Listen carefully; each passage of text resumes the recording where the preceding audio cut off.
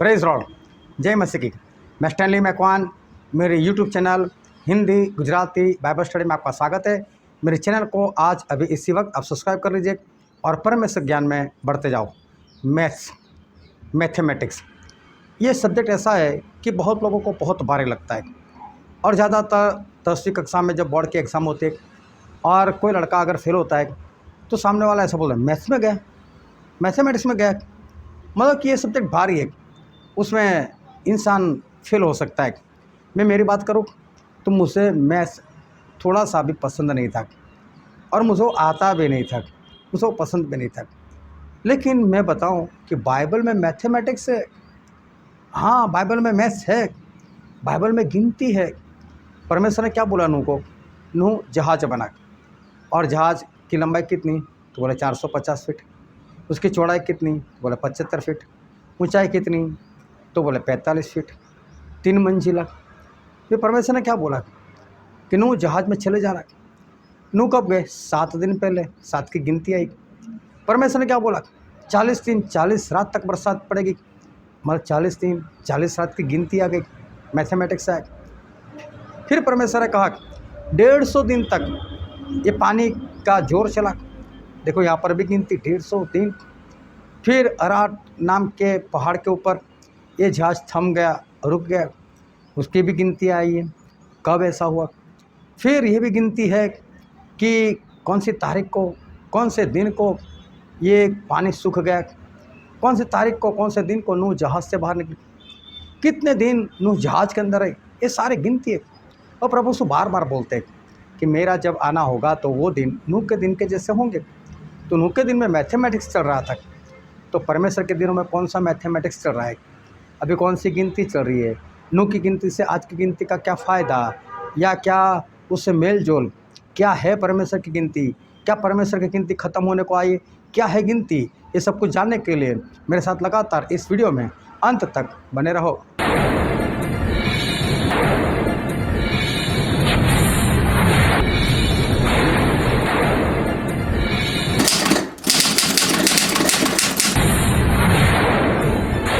Hallelujah, hallelujah.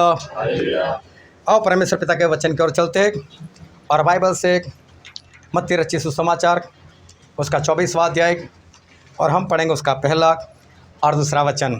जब यीशु मंदिर से निकलकर जा रहा था तो उसके चेले उसको मंदिर की रचना दिखाने के लिए उसके पास आए। उसने उनसे कहा, क्या तुम यह सब नहीं देखते? मैं तुमसे सच कहता हूँ कि यहाँ पत्थर पर पत्थर भी न छूटेगा जो ढाया न जाएगा। और जब वह जैतून पहाड़ पर बैठा था तो चेलों ने अलग उसके पास आकर कहा, हमसे कहे कि ये बातें कब होंगी और तेरे आने का और जगत के अंत का क्या चिन्ह होगा? परमेश्वर पिता का वचन हमारे लिए बहुत आशीषित है और परमेश्वर पिता का वचन सच्चा है, और बाइबल में लिखा है तो सच्चाई को जानेगा तो सच्चाई तुझे आज़ाद करेगी। बहुत ध्यान से परमेश्वर के वचन को सुनना, समझना, ग्रहण करना और ज़्यादातर उसके अनुसार चलना, ताकि हम स्वर्ग राज के वारिस हो सके।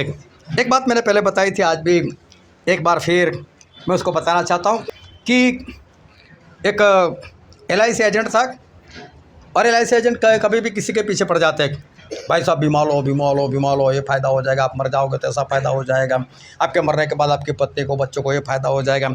और वो समझाता रहता है बस कि बीमा लेने से कितना फ़ायदा होता है, ये वो, आपकी बचत हो जाएगी, इतना पैसा मिल जाएगा, आप चले जाओगे तो भी आपके पत्नी या जो बच्चे वो भूखे नहीं मरेंगे।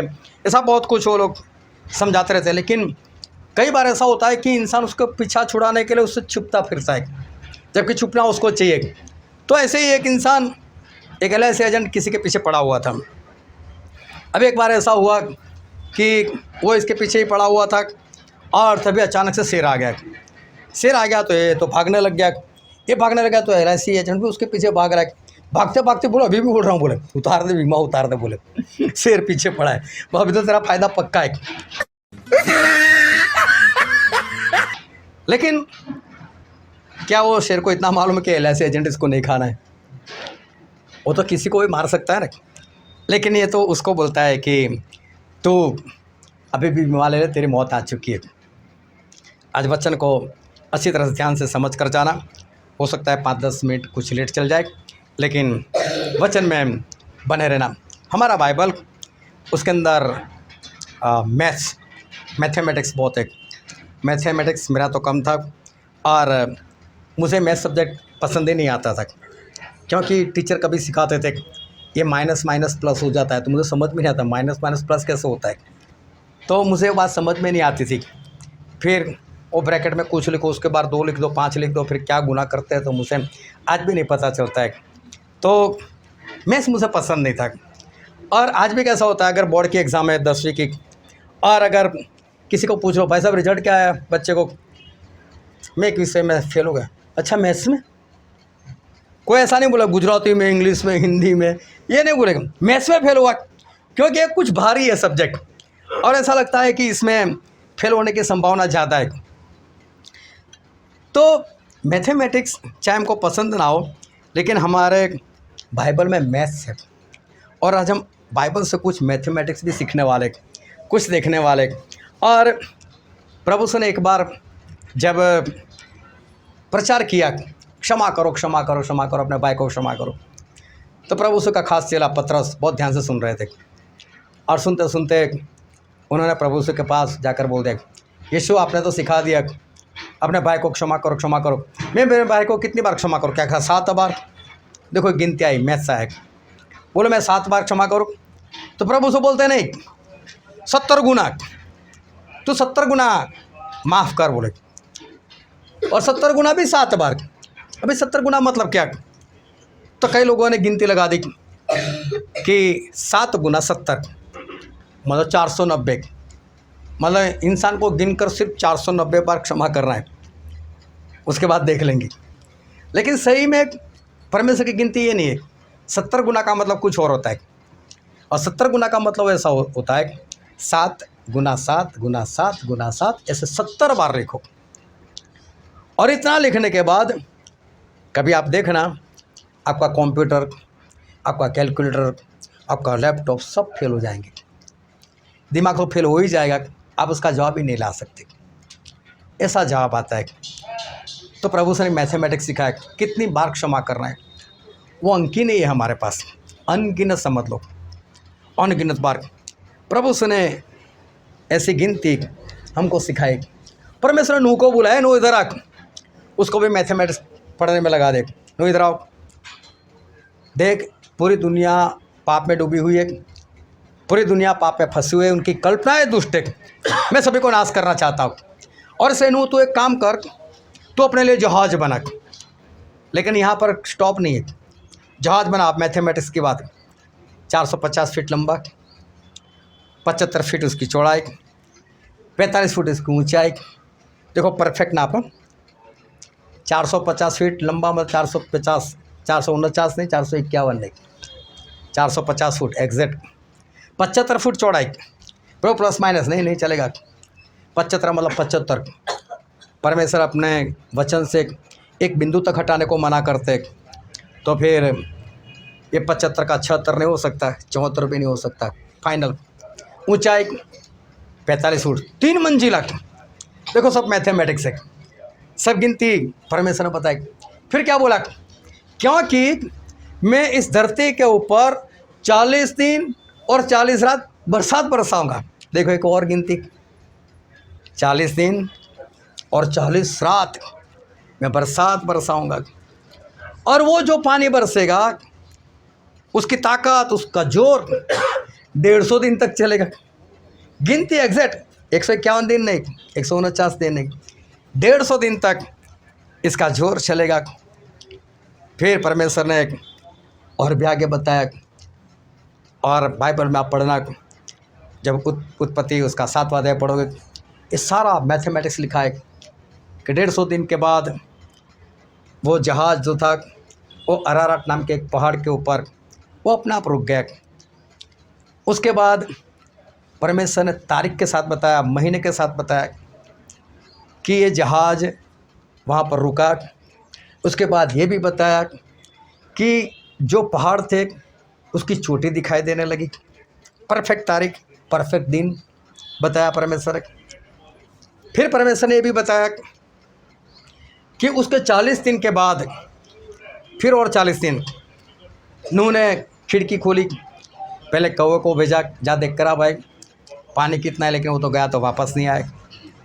फिर कबूतर को भेजा, कबूतर वापस आ गया। फिर गिनती बताई और 7 दिन के बाद, परफेक्ट 7 दिन के बाद, ना 6 ना 8, 7 दिन के पश्चात फिर उन्होंने कबूतर को भेजा। इस बार वो अपनी चोंच के अंदर एक जैतून जो वृक्ष आता है उसकी डाली, कोमल डाली तोड़कर लेकर आए। फिर 7 दिन, फिर गिनती, परफेक्ट गिनती।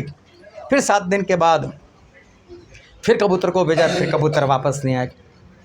उसके बाद पहला महीना, पहली तारीख परमेश्वर बता रहे और परमेश्वर परफेक्ट दिन बता रहे और परमेश्वर बोल रहे कि उस वक्त पानी सूख गया, मतलब इस धरती के ऊपर पानी कहीं पर भी नहीं रहा, लेकिन जो मिट्टी थी ना वो तो अभी भी गीली थी, मतलब कीचड़ था।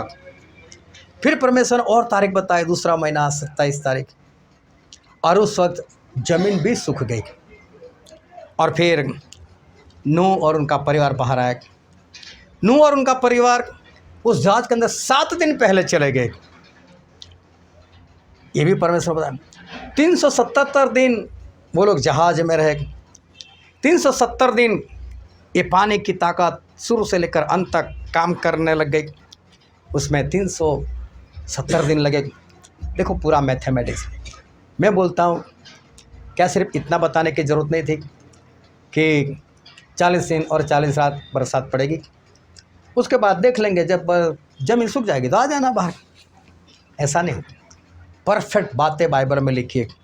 बाइबल के अंदर मैथमेटिक्स है, बाइबल के अंदर परमेश्वर की कुछ गिनती है, और बाइबल के अंदर परमेश्वर की जो गिनती है वो एग्जैक्ट है, वो परफेक्ट है, उसमें प्लस माइनस नहीं हो सकता। और बाइबल में एक वचन पढ़ते हैं, लूका रचित सुसमाचार उसका 13वां अध्याय और वचन 32। उसने उनसे कहा, जाकर उस लोमड़ी से कह दो कि देख मैं आज और कल दुष्टात्माओं को निकालता और बीमारों को चंगा करता हूँ और तीसरे दिन संपूर्ण हो जाऊँगा। प्रभु से ऐसा कहते हैं कि आज और कल मैं दुष्टात्माओं को निकालता, मैं बीमारियों को दूर करता और तीसरे दिन मैं संपूर्ण हो जाऊँगा। तीसरे दिन मैं सब कुछ समाप्त कर दूँगा। तीसरे दिन मैं सब कुछ ख़त्म कर दूँगा। तीसरे दिन सब कुछ संपूर्ण, मैं भी संपूर्ण, सब कुछ ख़त्म, सब कुछ पूरा मैं कर दूँगा। देखो यहाँ पर भी परमेश्वर हमें एक मैथमेटिक्स सिखा रहे। आज और कल, आज और कल मैं दुष्टात्माओं को निकालता। आज ये सारी गिनती सुनकर जाना, समझ कर जाना और उसको याद रखना। आज और कल मैं दुष्टात्माओं को निकालता और सारी बीमारियों को मैं दूर करता, लेकिन तीसरे दिन, परफेक्ट तीसरे दिन मैं संपूर्ण हो जाऊंगा। मैं संपूर्ण कर भी दूंगा, इसका मतलब होता है कि मैं सब कुछ ख़त्म कर दूंगा। और बाइबल में दूसरा पत्रस उसका 3रा अध्याय और उसका 8 वचन पढ़ दो। हे प्रियो, यह बात तुमसे छिपी न रहे कि प्रभु के यहाँ एक दिन 1000 वर्ष के बराबर है और 1000 वर्ष एक दिन के बराबर है। यहाँ पर बाइबल में लिखा है कि परमेश्वर के वहाँ उनका एक दिन तो हमारा 1000 साल, और हमारे 1000 साल मतलब उनका एक दिन। देखो गिनती, यही मैथमेटिक्स में स्कूल में सब सिखा रहे, A+B मतलब ये वो सब कुछ मालूम नहीं कैसे कैसे सिखाते। लेकिन यहाँ पर परमेश्वर बोल, मेरा एक दिन तो तुम्हारा 1000 साल, मेरा एक दिन और तुम्हारा 1000 साल। तो बोलते आज, प्रभु से ऐसा बोलते आज और कल।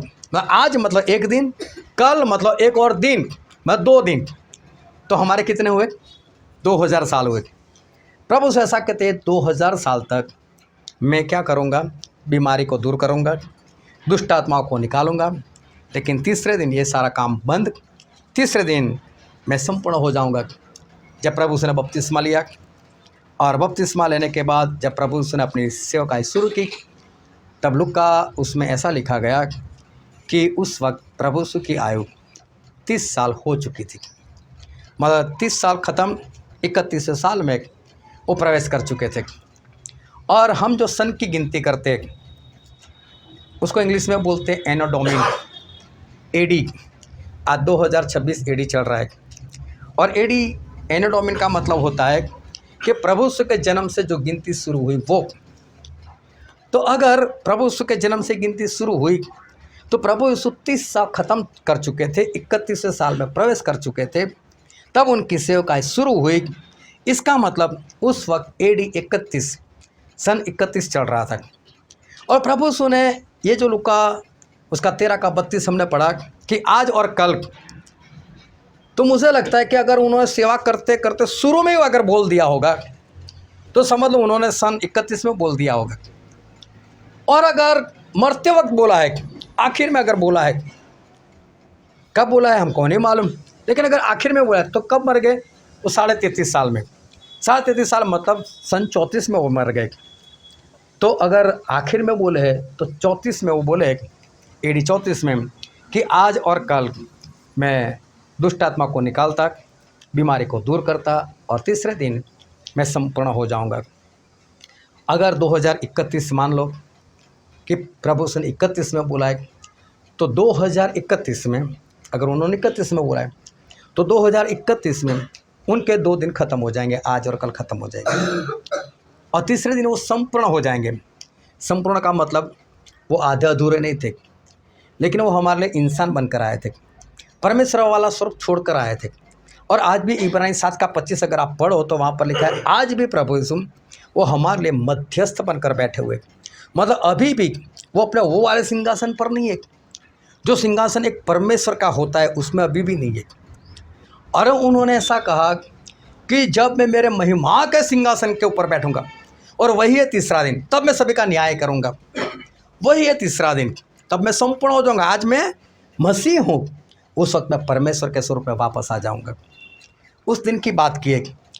तो परमेश्वर हमें एक गिनती बता रहे कि अगर उन्होंने सन 31 में बोला है तो समझ लो कि 2031 में ये आज और कल ख़त्म हो जाएगा और प्रभु यीशु का आना हो जाएगा।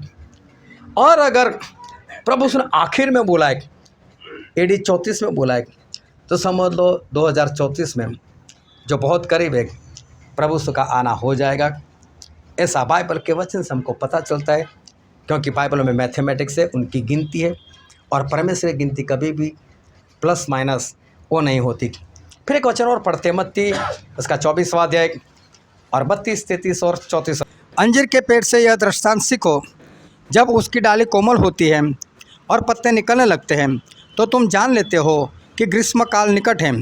इसी रीति से जब तुम इन सब बातों को देखो तो जान लो कि वह निकट है, वरन द्वार ही पर है। मैं तुमसे सच कहता हूँ कि जब तक ये सब बातें पूरी न हो लें तब तक यह पीढ़ी जाती न रहेगी। प्रभु यीशु ने ऐसा कहा।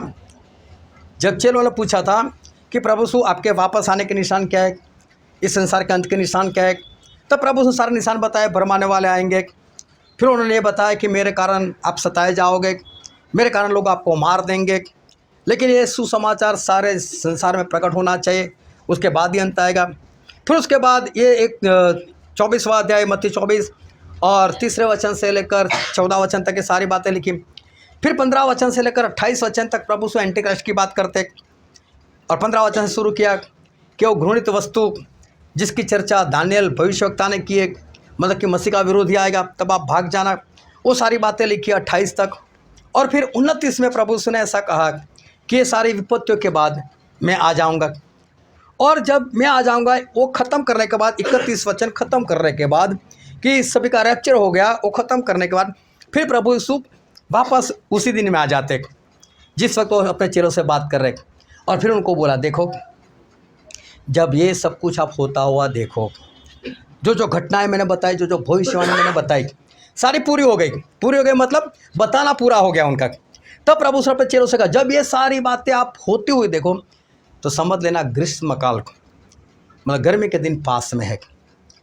और उस वक्त क्या होता है कि अंजीर की डाली जब कोमल हो और उसके पत्ते फूटने लगे, मतलब अंजीर का पेड़, मतलब वो इज़राइल को कहते थे, बोले जिस वक्त ये इज़राइल की स्थापना एक बार फिर से हो जाए, ये फिर से एक देश बन जाए, और अभी तो उसकी डाली कोमल हो, अभी तो उसके पत्ते निकलते हो, तो समझ लेना कि मैं पास में, वरन मैं दरवाजे तक आ चुका हूँ।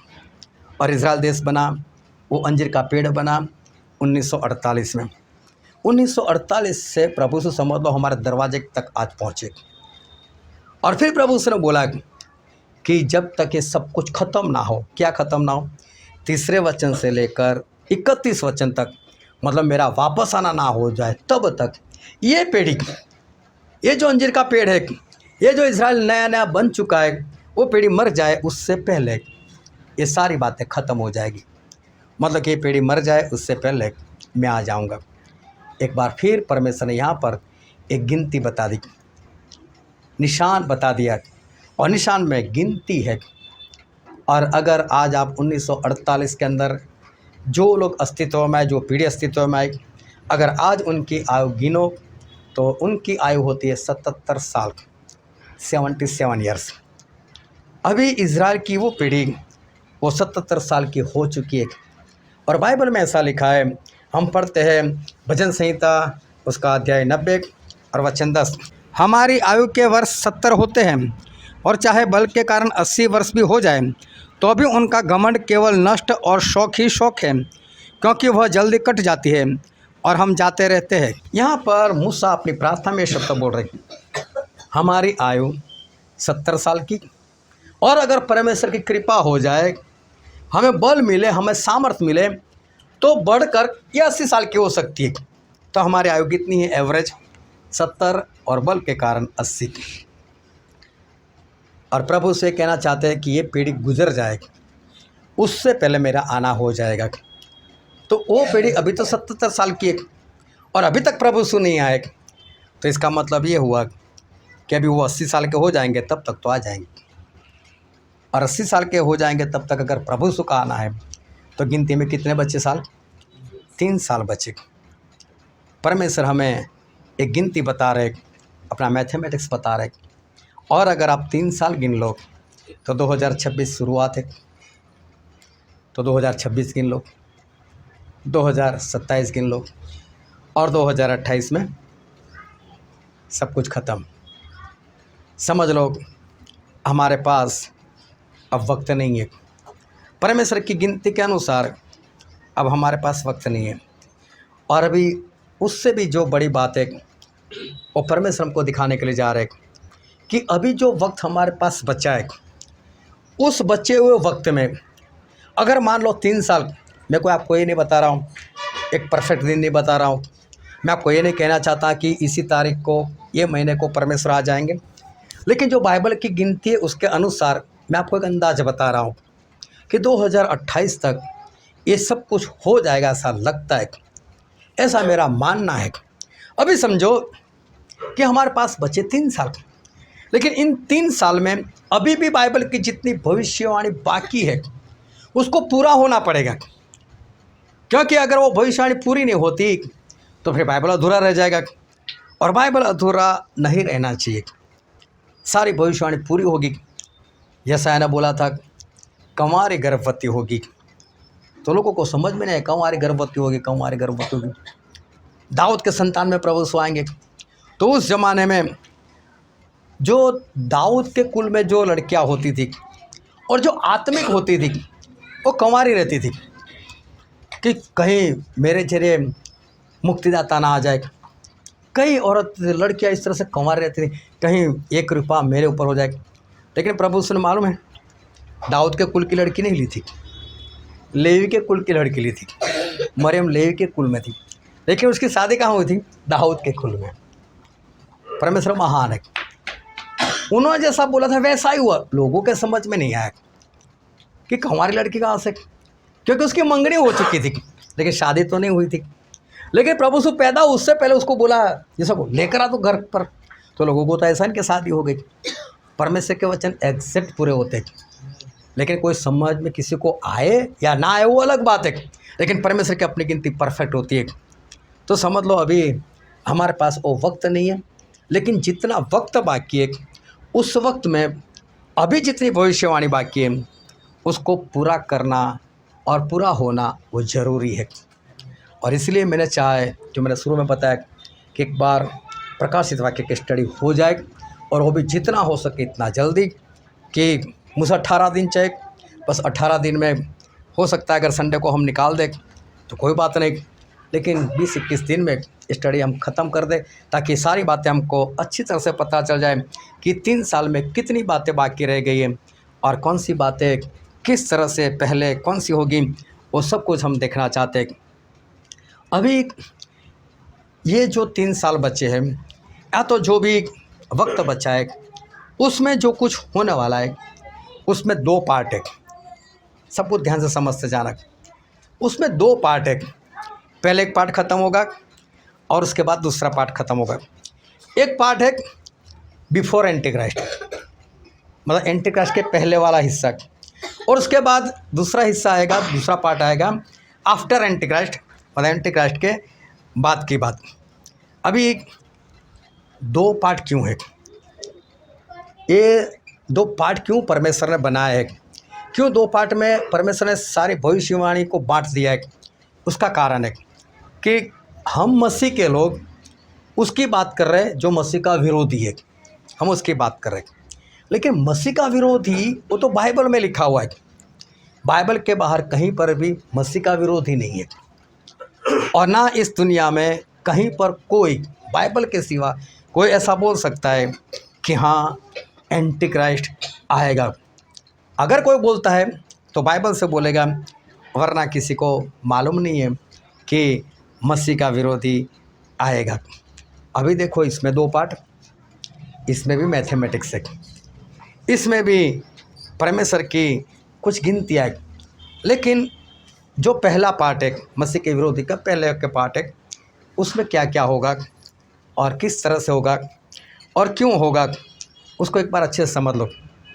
अगर नूह की गिनती हमने गिनी तो नूह 7 दिन पहले जहाज में चले गए थे। 7 दिन के बाद विपत्ति शुरू हुई थी।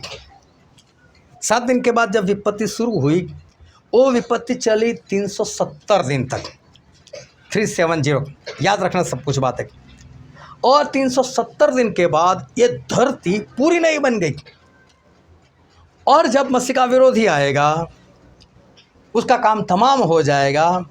जिस वक्त प्रभु यीशु आएंगे, उस वक्त प्रभु यीशु अपने लोगों को उस आकाश में उठा लेंगे, और आकाश में उठाने के बाद बाकी की जितनी भी धरती पर जितने भी लोग हैं, उनके ऊपर आग भेजकर सभी को भस्म कर देंगे।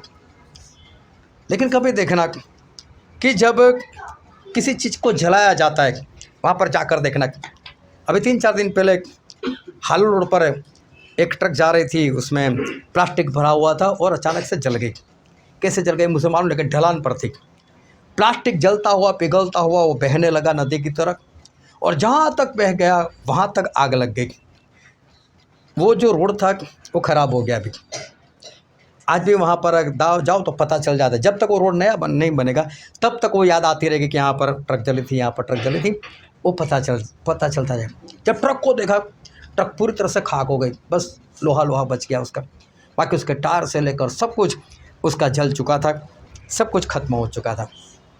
अभी ध्यान से समझना कि जलने के बाद वो जगह अच्छी नहीं दिखती, और प्रभु से तो पूरी धरती को जलाएंगे। लेकिन दानिएल भविष्यवक्ता में यही बात लिखी है, जो मूर्ति दिखाई दी थी, और एक पत्थर जो पहाड़ से निकलकर उस मूर्ति को भूसा बना देता है। उसके बाद एक हवा आती है, वो सारा भूसा उड़ा कर लेकर चली जाती। तो एक हवा आएगी, ये सारी राख को उड़ा कर लेकर चली जाएगी, और परमेश्वर ने इस धरती को जो आदम को बनाने से पहले की थी, बनाई थी, ऐसी एदन बाग के समान हो जाएगी, सुंदर हो जाएगी। फिर जो लोग आकाश में इकट्ठे हुए, वो सारे लोग इस धरती पर आएंगे और 1000 साल तक राज करेंगे। मतलब धरती पूरी सूखी हो जाएगी। 370 दिन में ये धरती सूख गई थी जब नूह अपने जहाज में गए थे, और बरसात शुरू हुआ था। उसके बाद 370 दिन लगे थे। प्रभु ने ऐसा कहा कि मसीह के विरोधी को 7 साल तो दिए हैं, लेकिन अगर ये दिन में कम ना करो तो फिर तो चुने हुए लोग भी नहीं बचेंगे। जिनको परमेश्वर चुना वो लोग भी नहीं बचेंगे। इसलिए परमेश्वर बोलते वो दिन में कम कर दूंगा। अभी कितने दिन कम, वो बाइबल में नहीं लिखा। किस तरह से वो गिनती करेंगे वो भी नहीं मालूम। लेकिन एक बात बाइबल में बार बार लिखी है कि जैसे नूह के दिनों में हुआ था, वैसा ही मेरे आने के दिनों में होगा। तो मुझे ऐसा लगता है कि ये सारा मामला 370 दिन तक चलना चाहिए, 370 दिन तक चलना चाहिए। अगर 370 दिन तक अगर चलता है मतलब 1 साल और ऊपर कुछ दिन, और अगर हम ऐसा मानते हैं कि 2028 अगर आखिरी है और 2028 में हमारे प्रभु यीशु अगर आ जाते हैं तो उसके 370 दिन पहले मतलब 2027 उसमें एंटी क्राइस्ट का उठना जरूरी है। अगर 2027 में अगर एंटी क्राइस्ट उठता है, मसीह का विरोधी, वो नहीं बोलने वाला मैं मसीह का विरोधी, वो तो बोलेगा मैं मसीह हूँ, आई एम क्राइस्ट, मैं छुड़ाने वाला, मैं बचाने वाला, मैं शांति करने वाला, और सारी दुनिया उसको मानेगी हाँ ये शांति करने वाला है। इसका मतलब वो शांति सही में करेगा। मैं अगर आपको ऐसा बोलूँ मैं आपके जीवन में शांति कर दूंगा, इसका मतलब पहले आपके जीवन में क्या होना चाहिए? अशांति होनी चाहिए। मैं ऐसा बोलता हूँ आपके घर में मैं लड़ाई झगड़ा बंद करा दूंगा, मतलब आपके घर में लड़ाई झगड़ा होना जरूरी है। अगर ये बोलता है कि मैं शांति करता हूँ तो उससे पहले इस धरती पर क्या होना चाहिए? अशांति होनी चाहिए। अगर वो 2027 में उठकर शांति करता है तो 2026 में तो हम आ चुके, फरवरी में पहुँच चुके हैं, 8 तारीख में पहुँच चुके। तो इसका मतलब आपके जो दिन है वो 2027 तक ऐसे होने चाहिए जिसमें अनहोनी घटना होनी चाहिए, ऐसी घटना होनी चाहिए कि सिर्फ मसीह लोग नहीं, सारी दुनिया वो जोरों जोरों से पुकारने लगे, रोने लगे, अपने अपने जो जिसको भी मानते उसको पुकारने लगे, हमको छुड़ाओ, हमको छुड़ाओ, हमको छुड़ाओ। ऐसी कुछ घटनाएं इस धरती पर होनी चाहिए। और 2019 एंड और 2020 स्टार्टिंग में एक बीमारी आई थी, उस बीमारी ने पूरे वर्ल्ड को बंद कर दिया था।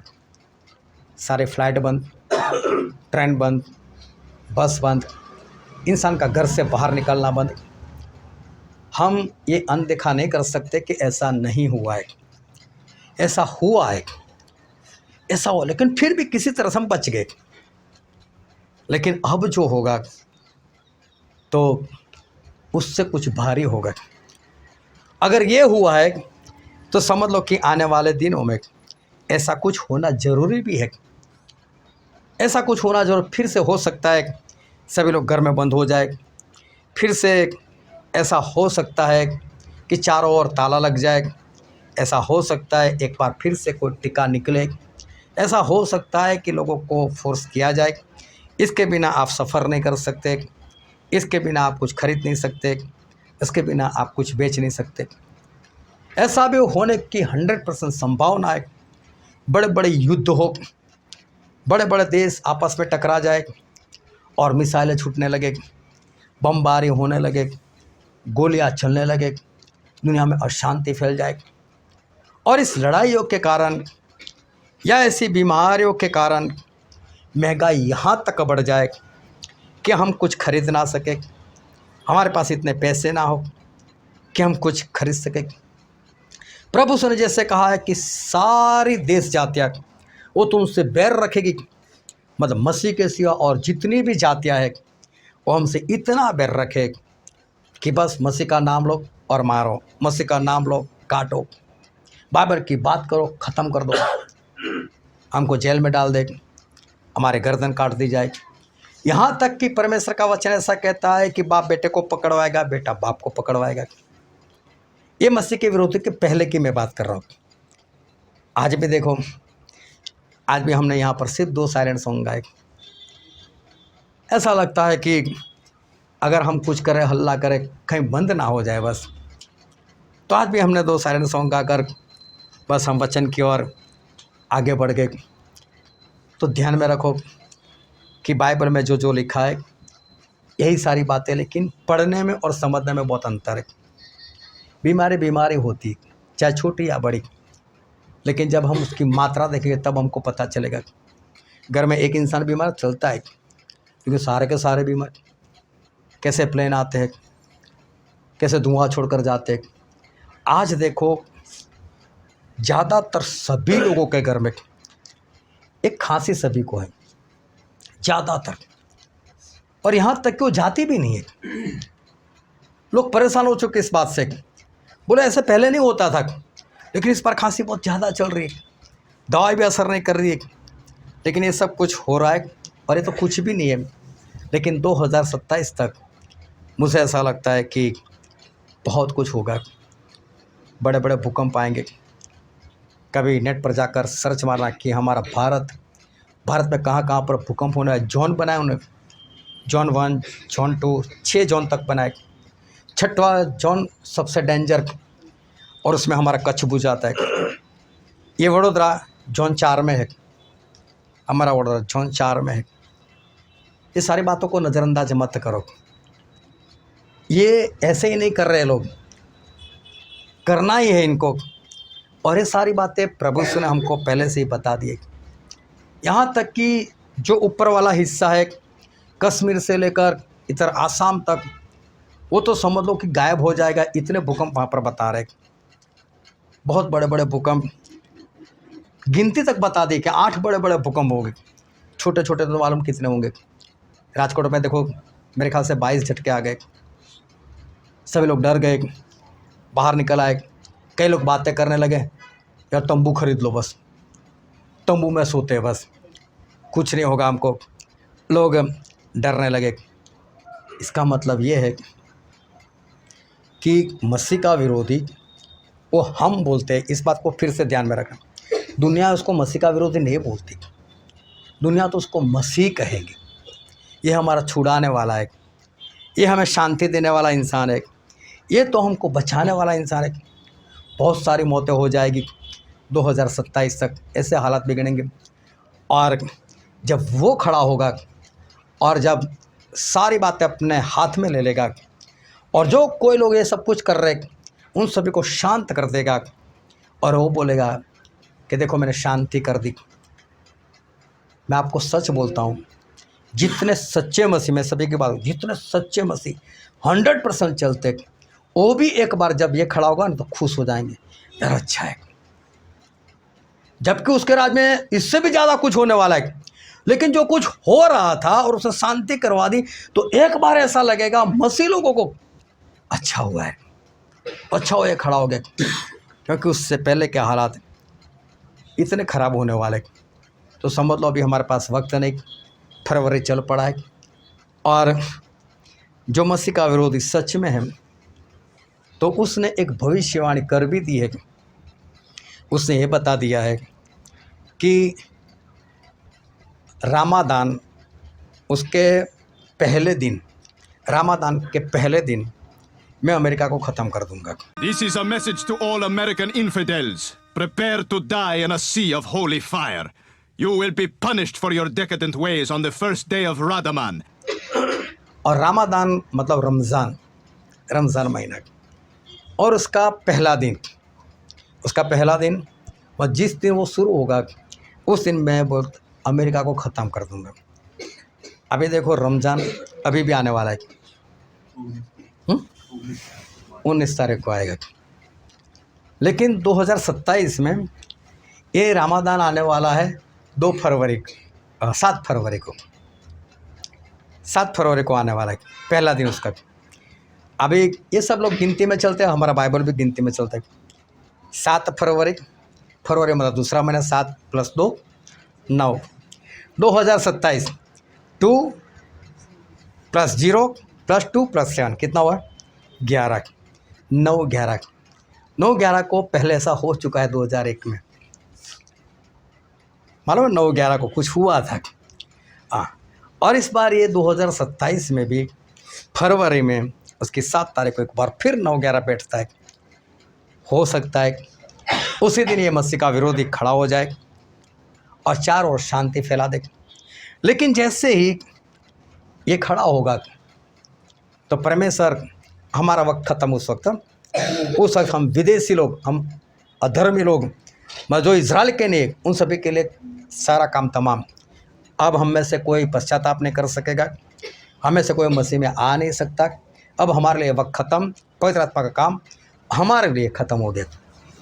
अब परमेश्वर अपने 2 गवाहों को भेजेंगे। जैसे वो खड़ा हुआ वैसे ही परमेश्वर अपने 2 गवाहों को भेजेंगे, और वो 2 गवाह जाएंगे इजराइल में। और उनका काम है कि इजराइल मतलब परमेश्वर के पुत्र, उस परमेश्वर के पुत्र का मन परमेश्वर की ओर फेरना, और परमेश्वर का मन इनके प्रति फेरना है। और परमेश्वर अब रहम दृष्टि करेंगे इज़राइल के ऊपर, और इज़राइल लोगों को ये लोग फिरेंगे परमेश्वर की ओर, क्योंकि उनको हमारे लिए कठोर किया गया। ये सब हमारा सब्जेक्ट नहीं, लेकिन सिर्फ सब कुछ आप सीखे हो इसलिए मैं बता देता हूँ। अभी क्या होगा, ये दोनों तो वहाँ काम करेंगे, इससे तो शांति फैला कर रखी, पूरी दुनिया में शांति। लेकिन ये दोनों भी हल्ला मचा रहे, दो गवाह कर हल्ला मचा रहे पूरे वर्ल्ड में, है इज़राइल में। लेकिन इज़राइल में ऐसे काम कर रहे कि हल्ला मचा रहे एलिया की तरह, क्योंकि एलिया ने जो 450 भविष्यवक्ता नहीं मानते सभी को उड़ा दिया था तलवार मारकर। और ये उसमें भी एलिया तो है ही, और एक हनोक है। ये दोनों मिलकर ऐसा काम करेंगे, ऐसा हल्ला मचाएंगे कि अगर कोई उनको परेशान करने के लिए आएंगे तो मुंह से आग निकालेंगे, उनको ख़त्म कर देंगे। उनको दुनिया की सारी विपत्तियाँ लाने का अधिकार दिया गया है। वो लोग पानी का लहू कर सकते, वो लोग अकाल ला सकते। तो वो लोग ऐसा काम करेंगे कि ये मसीह का विरोधी अंदर ही अंदर परेशान होगा, ये क्या कर रहे, ये क्या कर रहे, ये क्या करे। क्योंकि वो कौन सा मसीह का है, वो बोलेगा मैं मसीह हूँ, लेकिन मसीह का है नहीं। और आखिर में वो बोलेगा कि भाई अभी इनको मारो, और मसीह का विरोधी उन दोनों को मार कर फिर जो उससे पहले के हालात थे उससे भी बदतर हाथ वो कर देगा भी। उसके बाद जब बाइबल में नूह के ज़माने में पढ़ो तो नूह के ज़माने में परमेश्वर ने बोला कि नूह तू चला जा जहाज़ में। और उसके 7 दिन के बाद बाइबल में ऐसा लिखा है कि आसमान के झरोखे खुल गए, वहाँ से बहुत पानी आया। लेकिन साथ साथ में जो बोले ज़मीन के अंदर पानी था वो भी बाहर निकल आए। अभी देखो ज़मीन का पानी, ऊपर का पानी पवित्रता दर्शाता है और नीचे का पानी पाप दर्शाता है। तो नूह के ज़माने में जो बाढ़ आई थी वो सिर्फ परमेश्वर की ओर से नहीं आई थी, नीचे से भी बाढ़ आई थी। और नीचे की बाढ़ मतलब समझ लो कि मसीह का विरोधी की बाढ़। मतलब एक और ये मसीह का विरोधी अपना जुल्म करेगा तो हमारे परमेश्वर भी पीछे नहीं रहने वाले। अब हमारे परमेश्वर भी अपनी विपत्तियाँ डालना शुरू कर देंगे। लेकिन अभी ये वक्त ऐसा होगा कि उसमें बहुत कुछ होगा। उसमें एक घटना तो ऐसी होगी कि इस धरती पर से मेल मिलाप चला जाएगा। मेल मिलाप मतलब एक दूसरे के साथ सुलह नहीं रहेगी। मसीह लोग जितने सच्चे थे, जितने पवित्र आत्मा से भरे हुए थे और जिन्होंने अभी तक पवित्र आत्मा नहीं गंवाया, वो सारे एक होकर रहेंगे। उनके आपस में कुछ नहीं होने वाला। लेकिन जो कच्चे पक्के पवित्र आत्मा गंवा बैठे वो सारे लोग आगे, उनके अंदर से मेल मिलाप चला जाएगा। मेल मिलाप चला जाएगा मतलब अगर पत्नी ने ऐसे मुड़कर पति को देखा ना तो खुश नहीं हो जाएगा कि मेरे और प्रेम से देखा, ये क्या सोच रही है, कुछ तो प्लान बना रही है। अगर पति ने देखा तो पत्नी भी यही सोचेगी। अगर बच्चे माता पिता की ओर देख मेल मिलाप चला जाएगा। स्पष्ट बाइबल में लिखा है मेल मिलाप चला जाएगा और इंसान एक दूसरे को काट डालेगा। सोचो परिस्थिति कैसी होगी। अगर एक विश्वास वाले, मैं बार बार क्यों बोलता हूँ मालूम है कि हम लोगों को एक जगह पर चले जाना चाहिए। इसका मतलब सिर्फ यही है कि वो लोग सिर्फ ऐसे ही होने चाहिए जो मजबूत बस। क्योंकि कच्चे पक्के आपस में अगर मिलकर रहना चाहेंगे ना तो उस वक्त बहुत बड़ी घटना होगी। आपस में एक दूसरे को काट डालेंगे। हो सकता है घर वाले भी एक दूसरे को काट डालेंगे, क्योंकि मेल मिलाप चला जाएगा। और आपको पता ना तो प्रकाशित वाक्य उसका 6 अध्याय 3 और 4 वचन में ये बात लिखी है, पढ़ लेना उसको और नोट करते जाना कि कहाँ पर परमेश्वर ने क्या लिखा है। उसके बाद 4 विपत्तियाँ एक साथ में आएगी और उसमें पहली होगी तलवार मतलब कि युद्ध। दूसरा होगा अकाल मतलब कि महंगाई। तीसरा होगा दुष्टात्माएं और चौथा होगा मौत। ये 4 विपत्तियाँ, ये चारों विपत्तियों से 25% लोग मर जाएंगे उस वक्त। 25% मतलब आज जो धरती की बस्ती है उसके हिसाब से उस वक्त 200 करोड़ लोग मर जाएंगे पूरे वर्ल्ड में से। 200 करोड़। वक्त नहीं लगेगा, ये काम तुरंत सब कुछ हो जाएगा। उसके बाद पानी में जहर मिलाया जाएगा और उसके कारण कई लोग मर जाएंगे जिसकी गिनती नहीं है। फिर दुनिया पर इतना अंधेरा छा जाएगा और उस अंधेरे के कारण कई लोग मर जाएंगे, कई लोग पागल जैसे हो जाएंगे। फिर जो दुष्ट आत्माएं जिनको बांध कर रखा है, ऐसी बहुत सारी दुष्ट आत्माओं को खोल दिया जाएगा और वातावरण ऐसा हो जाएगा जैसे अंधकार छा गया हो, कोई अंधेरा नहीं दिखेगा। लेकिन आज जितनी दुष्ट आत्माएं काम करें उससे लोग परेशान हैं, तो उस वक्त और भी सारी दुष्ट आत्माएं आ जाएगी, सारे के सारे काम में लग जाएगी। तो सोचो कैसे हालात होंगे। उस वक्त दुष्ट आत्माएं लोगों को इतना परेशान करेगी, इतना परेशान करेगी कि जो दुष्ट आत्मा से ग्रसित है वो ऐसा बोलेगा मुझे मार दो, मुझे ख़त्म कर दो, लेकिन कोई उनको ख़त्म नहीं करेगा। अगर वो खुदकुशी करना चाहेगा, समझ लो कि वो पंखे से अपने आप को हैंग करना चाहता है, पंखा गिर जाएगा, रस्सी टूट जाएगी, लेकिन मौत नहीं मिलेगी। अगर कोई सोचेगा मैं आग में कूद पड़ता हूँ, अपने आप को आग लगा दे, जल जाएगा लेकिन मरेगा नहीं। अगर वो समुद्र में गिर जाए तो भी उसको कोई बचा लेगा, उसको कोई परेशानी को, लेकिन मरेगा नहीं। परमेश्वर बोलते हैं लोग तड़पेंगे लेकिन मरेंगे नहीं, लोग मौत को चाहेंगे। तो सोचो ऐसा तो कैसा होगा कि लोग उस वक्त मौत को चाहेंगे।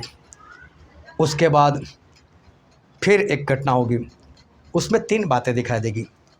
एक है आग, दूसरा है धुआं और तीसरा है बादल। मैं बोलता हूँ प्रकाशित वाक्य के स्टडी में सभी लोग आगे आना, सच में बहुत कुछ सीखने को मिलेगा। प्रकाशित वाक्य में जो लिखा है ना वो दिखता नहीं, और जो दिखता है वो लिखा नहीं, सब कुछ सिंबॉलिक लैंग्वेज। आग, धुआं और गंधक। देखो एक गंधक मतलब क्या है? आप जो दिया सली जलाते हो ना, उसके आगे जो होता है हल्का सा, बस आप किसी के साथ उसको रगड़ दो और उसमें आग लग जाती है, फिर पीछे जो लकड़ी होती है वो भी पूरी जल जाती है। अभी देखो इतने के अंदर कितनी आग होती है। तो गंधक मतलब उसी से ये बॉम्ब मिसाइल वगैरह कुछ बनता है। ये सही में युद्ध की बात की है, इतना भारी युद्ध होगा, चारों ओर होगा, इतनी मिसाइलें, इतने बम, धुआं दिखेगा, मतलब जब मिसाइल छोड़ते जो धुआं निकलता है वो, वातावरण अंधियारा सा हो जाएगा और आग, ऐसे हालात होंगे और 200 करोड़ मर जाएंगे। धरती की बस्ती आधी ख़त्म, 50% लोग ख़त्म हो जाएंगे। उसके बाद लोगों को फोड़े निकलेंगे। फोड़ा ख़त्म नहीं होगा, मिटेगा नहीं, चाहे कितनी भी दवाई करवाओ, कुछ भी कराओ, लेकिन फोड़े के साथ इंसान को ज़िंदा रहना पड़ेगा, तड़पना पड़ेगा, पर उसका छुटकारा नहीं हो सकता उससे। उसके बाद 100% पानी, जितना भी धरती पर पानी, सारा का सारा लहू हो जाएगा। पहले 33% हुआ था, अभी सारा का सारा पानी लहू हो जाएगा। उसके बाद सूरज की गर्मी इतनी बढ़ जाएगी कि लोग झुलस झुलस कर मर जाएंगे। और ये सारा कुछ 2027 के बाद, मतलब एंटीक्राइस्ट के खड़े होने के बाद ये घटना भी होने लग जाएगी। फिर 40-40 किलो के ओले गिरेंगे। सोचो 40 किलो का बर्फ़ गिरे ऊपर से, कौन अपने आप को बचा सकता है? कौन अपने आप को उससे छुटकारा पा सकता है? लेकिन एक बात समझ लो, अगर हम मसीह के हैं तो ये सब कुछ हम देखेंगे, हमें कुछ नहीं होगा। हालेलुया। अगर हम मसीह के हैं तो हमें कुछ नहीं होगा, बस हम सब कुछ अपनी निगाहों से ये सब कुछ देखेंगे। लेकिन उस घटना में हम हैं, नूह जल प्रलय में थे, लूत आग में थे, लेकिन परमेश्वर ने उनको बचाया था। अगर हमने भी परमेश्वर का कहा हुआ माना तो समझ लो हमारे बचने की संभावना 100% है। लेकिन अगर नहीं माने तो फिर हमारा हो सकता है कुछ भी और हमारे साथ हो सकता है। अब ये सारी परमेश्वर की जो गिनती है, जो हमने कुछ कुछ गिनती कर कर देखा, वो समझ लो पूरी हो रही है। मतलब कुछ ही वक्त बचा जो हमने देखा कि मेरी नज़र से मुझे तो ऐसा लगता है कि 2028 मतलब सब कुछ ख़त्म। लेकिन उससे पहले 2027 पवित्र आत्मा का काम ही बंद, तो मेरे लिए तो वही ख़त्म हो गए। और उससे पहले भी जो घटनाएं होगी, अगर उसमें भी इंसान अगर मसीह में नहीं तो फिर क्या होगा? हमें मसीह में रहना बहुत ज़रूरी है, बहुत ज़रूरी है। और ये सारी बातें है डरावनी, लेकिन कई बार ऐसा लगता है कि डरना भी ज़रूरी है। एक बार एक बहन ने अपनी माँ से बात कर ली, मम्मी मम्मी ऐसा होने वाला है। अभी माँ तो वैसे ही मरने वाली है, लेकिन फिर भी डर लग गया। हाँ, सोच सोच कर पागल हो जाती है। बस परमेश्वर नहीं है, परमेश्वर हमको बचाएंगे, परमेश्वर हमको बचाएंगे। बात सही, परमेश्वर बचाएंगे, लेकिन ये बात सुनना नहीं चाहते कि ऐसा कुछ होने वाला है। बाइबल में तो लिखा हुआ है, अब नज़रअंदाज कैसे कर ले। लेकिन जब बताया नहीं नहीं ये बातें मत कर, तू खुद सोच सोच कर पागल हो जाती है और मुझे पागल बनाना चाहती है। लोगों को सोचने से डर लगता है। हम जब नाड़ में रहते थे तो एक बार 4 लेडीज़ आई, विश्वासी थी। तो आपको मालूम था मेरे घर से रास्ता निकलता था, मतलब अगर दरवाजे में से घुसो उधर सोसाइटी में चले जाओ, और अगर वो दरवाज़ा नहीं खुलता तो फिर घूम कर जाना पड़ता है। तो उनको ऐसा चलो स्टैनली भाई का घर है, यहाँ से चले जाते। तो उन्होंने दरवाज़ा खड़काया नहीं, बस ऐसे ही निकल गए। लेकिन खिड़की से बिंदु ने देख लिया, रोब जी अंदर तो आओ, ऐसे कैसे चले जाते हो। अंदर आ गए, बैठे, कैसा चल रहा है, कैसा नहीं, मसीह में कैसा चल रहा है, बातें चल पड़ेगी। तो बिंदु ने सारी प्रकाशित वाक्य की बातें बताना शुरू कर, ऐसा होने वाला है। इतने डर गए, वहीं से भाग गए। कुछ दिन बाद वापस उनको वहाँ पर आना, यहाँ से नहीं जाना है, वो डरा थी यार। घूम कर चले जाएंगे लेकिन यहाँ से नहीं जाना है। डरने वाली बात तब है कि जब मसीह में नहीं है। डराना इसलिए पड़ता है, आप लोग बच्चों को नहीं डराते, छोटे छोटे बच्चे होते, डॉक्टर आएगा इंजेक्शन दे देगा। कौन सा डॉक्टर आने वाला है, कौन सा इंजेक्शन देता है। डराते क्यों है? ताकि वो ठीक हो जाए, अच्छा हो जाए ना। तो डरने वाली बात सिर्फ यही है कि परमेश्वर के दास होकर किसी को बताते ऐसा ऐसा होने वाला है, तो परमेश्वर का दास क्या चाहता है? वो डर के हमारे इधर उधर पागल हो जाओ, ऐसा नहीं। वो चाहते ऐसा होने वाला है, आप कुछ करो उसका, अपने आप को बचाओ। बस कहने का तरीका, बस कहने की बात सिर्फ इतनी होती है, तो और कुछ नहीं है। लेकिन ये सब घटना जो होने वाली है वो तो होने वाली है, और ये सब कुछ ऐसा नहीं कि पहली बार होगा, ऐसा पहले हो भी चुका है। नूह के वक्त हमने ये सारी बातें देख ली। अभी बहुत ध्यान से समझना कि परमेश्वर आज हमको कहना क्या चाहते। परमेश्वर ने नूह को आकर ऐसा बोला कि नूह तू अपने लिए जहाज बना दे। क्या परमेश्वर जहाज बना कर नहीं दे सकते थे? लेकिन परमेश्वर ने नहीं दिया। परमेश्वर एक मैथमेटिक्स सिखाया, 450 फीट लंबा, 75 फुट चौड़ा और 45 फुट ऊंचा, 3 मंजिला एक खिड़की करना। ध्यान से समझना, आज वचन थोड़ा सा गहरा है, लेकिन परमेश्वर की कृपा हम सभी के ऊपर है। जहाज बनाने में कितना वक्त लगा? 100 साल लगे। हमने तो पढ़ा इसलिए हमको मालूम है कि 500 साल के नूह हुए, उनको बोला जहाज बना, और जब जहाज बन गया तब नूह 600 साल के थे। तो हमने अंदाज़ा लगा दिया कि बीच में 100 साल चले गए, मतलब 100 साल जहाज बनाते हुए लगा।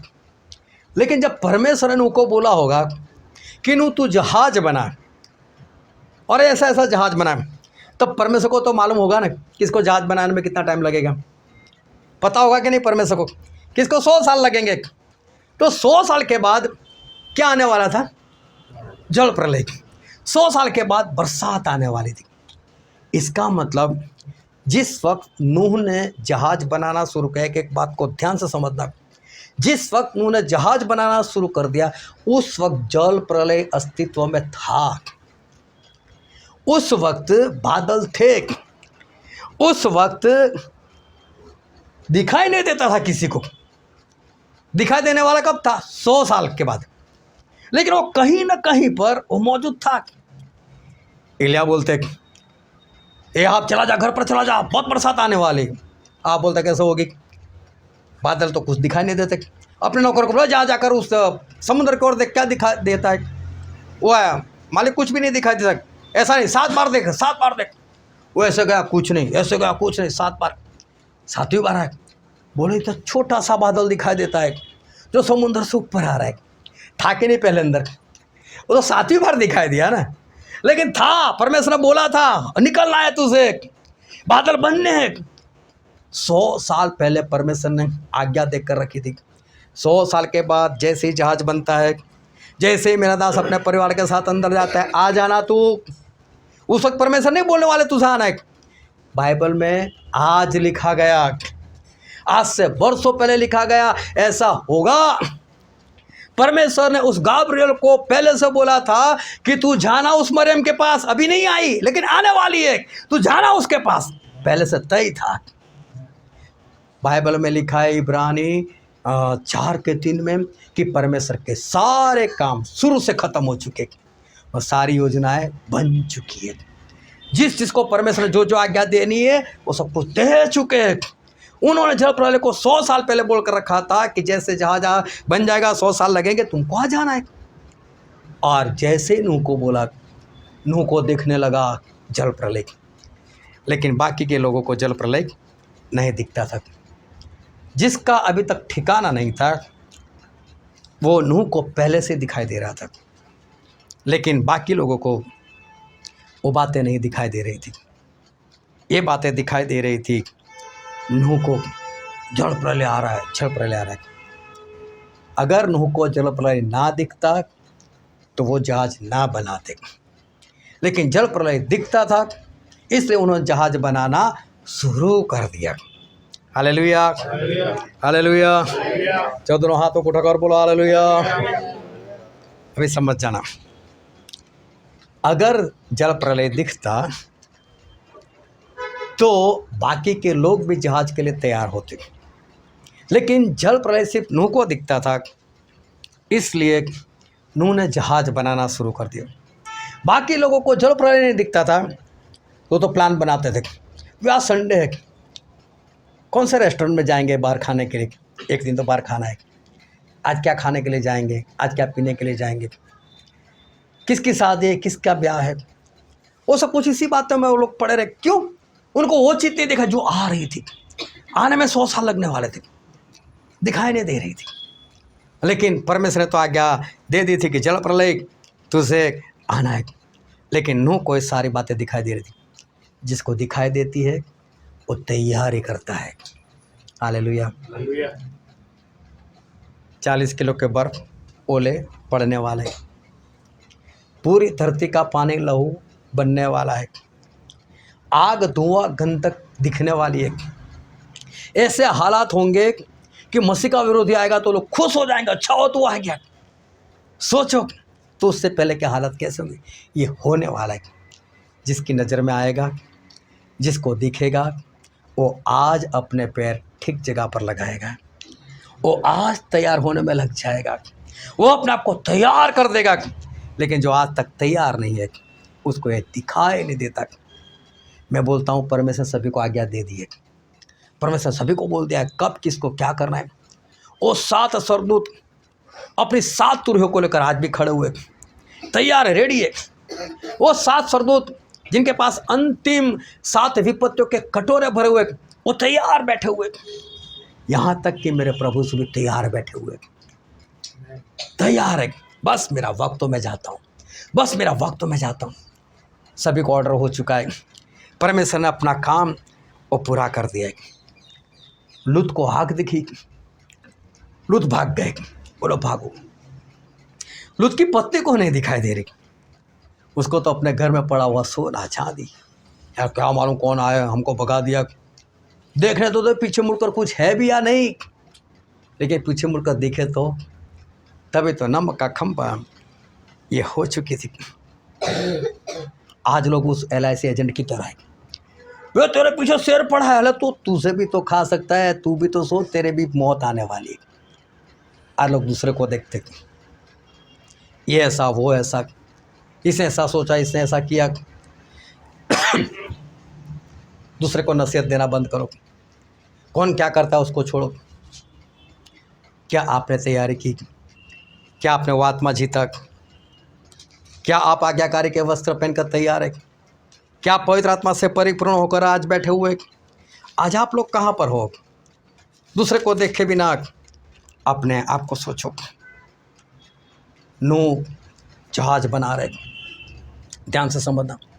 नूह के पास कोई आता है, ए नूह मैं तो एक बड़ा सा बंगला देता हूँ, कार के साथ फुल्ली फर्नीचर सब कुछ देता हूँ, नूह आ जाना उससे।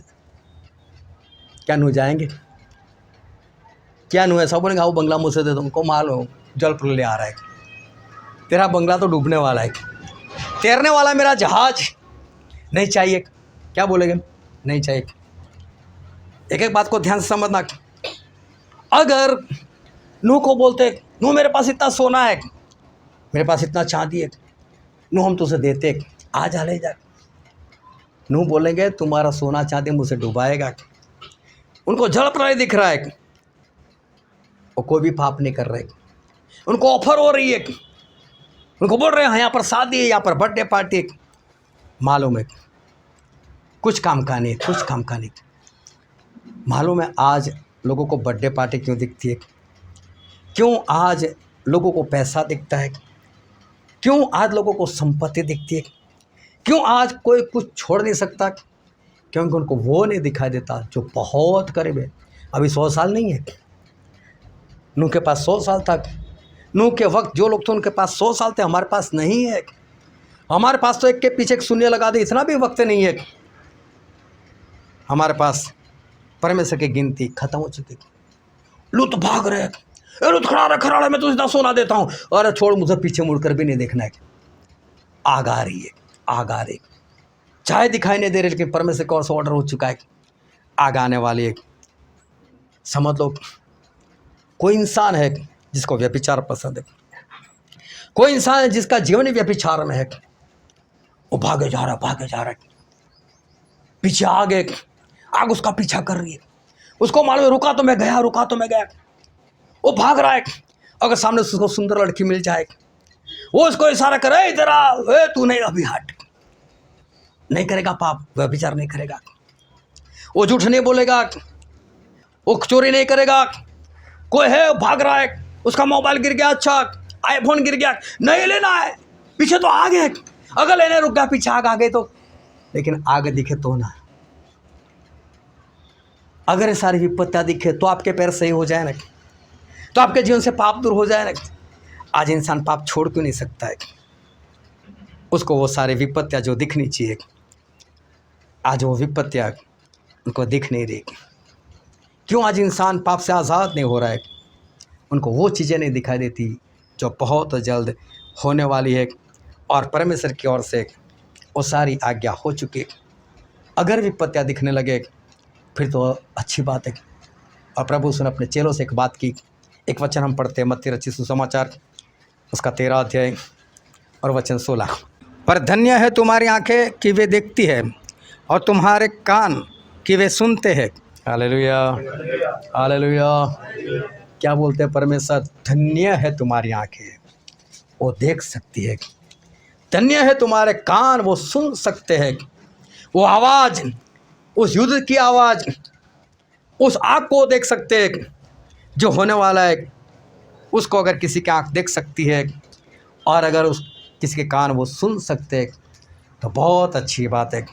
धन्य है वो आँख, धन्य है वो कान। परमेश्वर की गिनती खत्म होने पर हम अंतिम दिनों के अंतिम चरण में आ चुके हैं। मालूम है आपको, बाइबल में 66 पुस्तक है, लेकिन सबसे पहला पुस्तक कौन सा लिखा गया था? किसी को मालूम है? अय्यूब का पुस्तक सबसे पहले लिखा गया। प्रभु यीशु के आने से 1445 साल पहले अय्यूब का पुस्तक लिखा गया। प्रभु यीशु के आने के बाद 2000 साल और हो गए, मतलब 3500 साल हो गए अय्यूब का पुस्तक लिखे हुए। हालेलुया। उस वक्त परमेश्वर अय्यूब के पास आए थे और अय्यूब को एक बात बताई थी। जब अय्यूब ने परमेश्वर के विरोध में बोला, तब परमेश्वर आके परमेश्वर ने उससे सवाल जवाब करना शुरू कर दिया। और परमेश्वर उससे एक बात की, और हम वचन में पढ़ना चाहते हैं अय्यूब का पुस्तक उसका 38वां अध्याय उसका 22 और 23 वचन पढ़ो, और बहुत ध्यान से सभी लोग सुनना इसको। फिर क्या तू कभी हिम के भंडार में बैठा, या कभी ओलों के भंडार को तूने देखा है, जिसको मैंने संकट के समय और युद्ध और लड़ाई के दिन के लिए रख छोड़ा है? Hallelujah, hallelujah. चलो दोनों हाथों को उठाकर बोलो हालेलुया।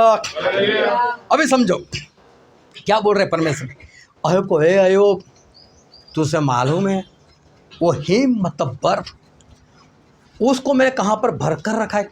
देखो, सबसे पहला पुस्तक, सबसे पुराना पुस्तक, वो पुस्तक लिखने वाले अय्यूब को परमेश्वर बोलते हैं तुझे मालूम है? और बोले जो ओले आखिरी दिनों में गिरने वाले हैं, वो ओले के भंडार को तूने देखा हुआ है? पढ़ो तो एक बार फिर से 22-23 वचन। फिर क्या तू कभी हिम के भंडार में बैठा या कभी ओलों के भंडार को तूने देखा है, जिसको मैंने संकट के समय और युद्ध और लड़ाई के दिन के लिए रख छोड़ा है। हालेलुया। देखो जो आखिरी दिनों में 40 किलो के बर्फ ओले गिरने वाले कब से तैयार थे? आयुब के समय से पहले कब तैयार हुए मालूम नहीं। आयुब को तो बताया परमेश्वर तैयार है मेरे पास, और कब से तैयार किए मुझे क्या मालूम। लेकिन मुझे लगता है कि जिस वक्त आदम ने पाप किया अगर शैतान के साथ बातचीत हो गई, परमेश्वर तभी चाहा अभी तो इसको दिखाऊंगा। अभी सोचा आप अपने घर में कभी जो फ्रिज होता है ना, उसके फ्रीज़र में बर्फ़ बनाने के लिए रखना। उस बर्फ़ को ज़्यादा नहीं, 10 दिन तक वो दरवाज़ा खोलना ही नहीं।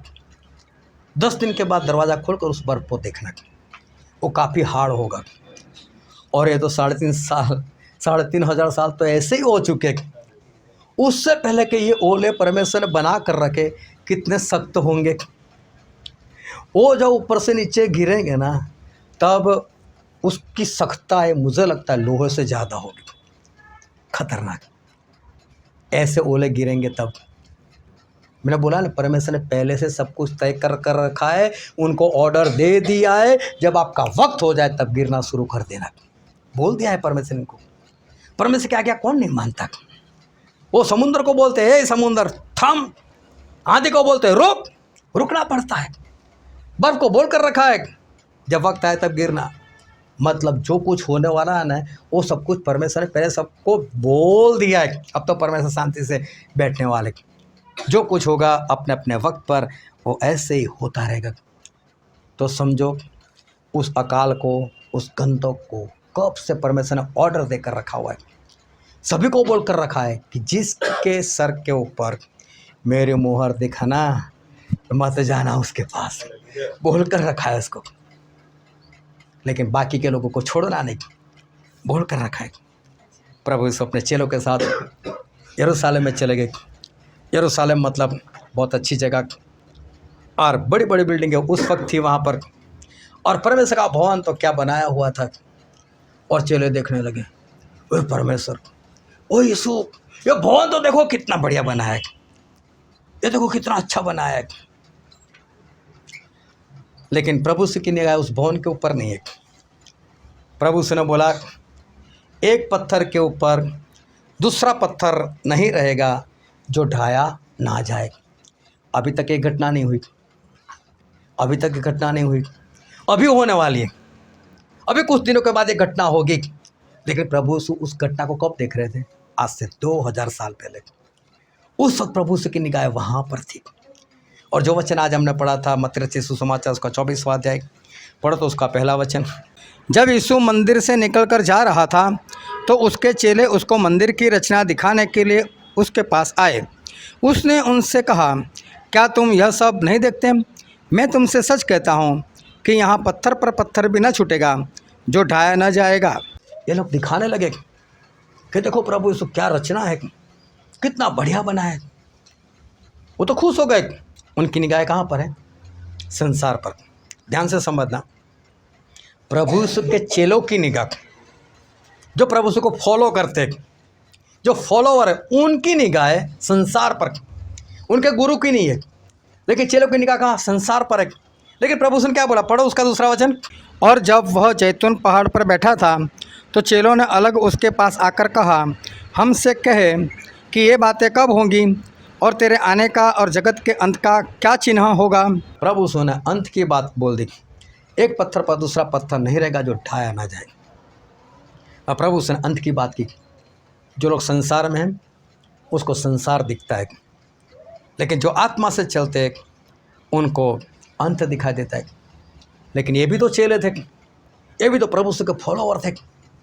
तुरंत होश में आ गए प्रभु यीशु कहना क्या चाहते। इस भवन को देखने की ज़रूरत नहीं, चाहे कितना भी बढ़िया बनाओ। सभी ने निगाह हटा ली, सभी लोग खामोश, सन्नाटा छा गया, किसी ने कुछ नहीं बोला। चलते चलते गए, जैतून नामक पहाड़ पर चले गए, ऊपर चले गए। अभी प्रभु यीशु और चेले और कोई नहीं। और प्रभु यीशु के चेले प्रभु यीशु के पास आए, सीरियस सभी ना कर प्रभु यीशु से एक बात कही। और पढ़ो तो उसका तीसरा वचन। और जब वह जैतून पहाड़ पर बैठा था तो चेलों ने अलग उसके पास आकर कहा, हमसे कह कि ये बातें कब होंगी और तेरे आने का और जगत के अंत का क्या चिन्ह होगा? अब चले गंभीर हो गए, सीरियस हो गए, प्रभु से को पूछने गए, प्रभु ये सब कब होगा, उसके निशान बताओ हमको ताकि हम अपने आप को तैयार करें। प्रभु क्या होगा उस वक्त, कैसा होगा, हमें कैसे तैयारी करनी पड़ेगी, वो सब कुछ बताओ। प्रभु ने उस वक्त जो बताया वो आज हो रहा है। प्रभु ने उस वक्त जो बातें बताई वो आज हो रही। नूह के दिन में नूह तैयार थे, उनका परिवार तैयार था, वो चले गए जहाज में। बाकी के लोग तैयार नहीं थे, और जो तैयार नहीं थे उनका क्या हुआ? देखो भागना तो उनको भी पड़ा। ये मत समझो कि सिर्फ परमेश्वर के लोग भागेंगे। नूह भाग गए जहाज में परिवार को साथ लेकर। लोगों को लगा होगा डरपोक के भाग गए, लेकिन उसके बाद इनको भी भागना पड़ा। लेकिन भागने से बचे नहीं, ये सारे मर गए। कई लोगों ने माना होगा लूत डरपोक है, भाग गया, लेकिन उसके बाद उन लोगों ने भी भागना चाहा, लेकिन भागकर भी वो नहीं बचे। जो होने वाला है वो होने वाला है। जो गिनती परमेश्वर ने दी है उस गिनती के अनुसार सब कुछ खत्म होने वाला है। जो होने वाला है चाहे आज ने आपकी निगाह में नहीं है, लेकिन वो कहीं पर है, वो आ रहा है हमारी ओर। जिस तरह से जल प्रलय 100 साल पहले से तैयार था, वो आ रहा था। आते आते उसको 100 साल लग गए, लेकिन प्रभु ने बोला था आज जो विपत्तियाँ थी उनको परमेश्वर ने बोल कर रखा था कौन से दिन तुमको जाना है, उनको ऑर्डर मिल चुका है। वो बर्फ़ वो ओले आज भी तैयार पड़े हुए, और उससे पहले के ज़माने में वो तैयार पड़े हुए, सभी को परमेश्वर ऑर्डर दे चुके कब किसको क्या करना है। बातें सब खत्म है, होने वाला है, होने वाला है। आपकी निगाहें कहाँ पर है? अगर आज आप प्रभु को मानते हो, आज आपकी निगाहें कहाँ पर है? जो प्रभु से बार बार उस नूह की बात कर रहे हैं, क्या आपने नूह के दिन को देखा? उस ज़माने में क्या हुआ देखा? क्या आप नूह की तरफ भागना चाहते हो या बाकी के लोगों की तरफ भागना चाहते हो? क्या आप लूत की तरफ भागना चाहते हो या बाकी के लोगों की तरफ भागना चाहते हो? भागना तो है ही है, लेकिन अगर लूत की तरह और नूह की तरफ भागोगे तो बच जाओगे, लेकिन औरों की तरफ भागोगे तो भागकर भी नाश हो जाओगे। बस नूह को दिख रहा था वो दिन, वो जगह। उस LIC एजेंट को ये नहीं दिख रहा है कि विपत्ति आ चुकी है, शेर आ चुका है, वो तो मुझे भी तो खा सकता है ना। ये मत सोचो कि और लोग मरेंगे, मर तो आप भी सकते हो अगर मसीह में नहीं हो तो। और इसलिए अपने आप को तैयार करो, 100% तक उस चीज़ों को देखो जो होने वाली है, क्योंकि परमेश्वर ने उसको ऑर्डर दे दिया है। और इसलिए अपने आप को 100% तैयार कर लो। वक्त बहुत कम है, गिनती ख़त्म हो चुकी है, वो ख़त्म हो जाए संपूर्णता से उससे पहले हमारे पास कुछ वक्त है, उसमें अपने आप को तैयार कर लो। हालेलुया। आओ हम सभी अपनी आँखों को बंद करें, अपने मस्तकों को प्रभु से आगे झुकाए। मेरे प्रियो, ये वक्त है कि हम अपने आप को जांचें, हम अपने आप को परखें। ये वक्त है कि जो इस वचन से परमेश्वर ने हमसे बातचीत की उस वचन की ओर अपना ध्यान लगाए। ये वक्त है कि जो परमेश्वर हमको बताना चाहते हैं वहाँ पर हमारी निगाहें ले जाए। चाहे 100 साल के बाद वो जल प्रलय आने वाला था, लेकिन नूह को बरसात दिख रही थी, नूह को धरती डूब रही दिख रही थी, और इसलिए उन्होंने फटाफट जहाज बनाया, लेकिन और लोगों को कुछ नहीं दिख रहा था तो नाश हो गए। लूत को चाहे वो आग नहीं आई थी लेकिन दिख रही थी, इसलिए सब कुछ छोड़कर वो भाग गए। जो कुछ विपत्ति आने वाली है, ओले आने वाले हैं, आग आने वाली है, गंधक आने वाले, सब कुछ जो कुछ होने वाला है वो होने वाला है। अगर आपको नहीं दिखेगा तो आप तैयार नहीं होगे। मैं सिर्फ इतना चाहता हूँ कि आप अपनी आत्मा की निगाह खोलो, अपनी निगाह को उस ओर ले जाओ ताकि आपको ये सारी बातें दिखे और आप अपने आप को तैयार करो। पाप इसलिए होता है क्योंकि विपत्ति नहीं दिखाई देती।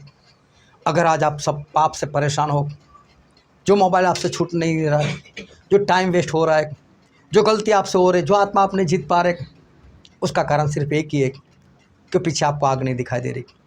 अगर उसको देखना शुरू करोगे तो आज आप भागोगे, बच जाओगे। उस विपत्तियों को देखो, उस आग को देखो जो होने वाला है, होने वाला है। अगर वो देखोगे तो आज आपके पैर वो भागने लग जाएंगे उस नूह की तरह। उन्होंने ये नहीं सोचा मैं 500 साल का हूँ, मैं किस तरह से जहाज बनाऊँगा, मैं किस तरह से लकड़े काटूँगा। उन्होंने एक भी बार परमेश्वर से कहा परमेश्वर मुझे कोई सहायता भेजा, कुछ भी नहीं। हाँ परमेश्वर मैं करूँगा, मुझे बचना है बस। अगर आप बचना चाहते हो तो मैं बोलता हूँ करना शुरू करो। जो काम अधूरे है उसको पूरा करो। प्रभु से बोलते हैं कि तू जागरूक तो कहलाता है लेकिन तू है मरा हुआ है।